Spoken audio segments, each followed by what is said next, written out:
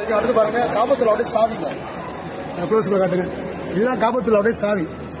இந்த சாவியை தான் ரசூலுல்லாஹி ஸல்லல்லாஹு அலைஹி வஸல்லம் மக்காவிலிருந்து மதீனாவுக்கு ஹிஜ்ரத் போறதுக்கு முன்னாடி காபாவுல 2 ரக்காத் நான் தொழுதுக்கிறேன் அப்படின்னு உஸ்மான் இப்னு மல்ஊன் அப்படின்னு அந்த காபாவுடைய காவலாளி ரசூலுல்லாஹ் கேட்டாங்க.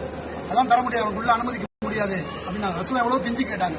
அதெல்லாம் முடியாது, நீ போயிட்டு வந்தாங்க. அப்ப ரசூலுல்லாஹ் சொன்னாங்க, ஒரு காலம் வரும், நான் இருக்கும் இடத்தில் நீ இருப்பாய், நீ இருக்கும் இடத்தில் நான் இருப்பேன், அப்போது பார்த்துக் கொள்கிறேன் சொன்னாங்க.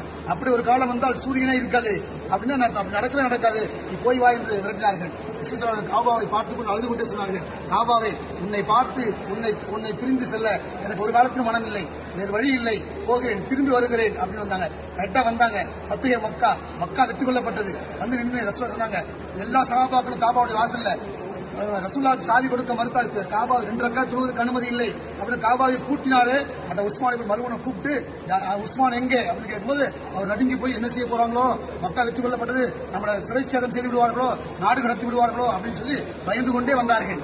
ரசூலுல்லாஹ் வாங்க கூப்பிட்டு கையில் தோல்ல கை போட்டு சொன்னாங்க, கவலைப்படாதீங்க, இந்த சாவியை நான் யாரிடம் கொடுக்க போகிறேன் தெரியுமா?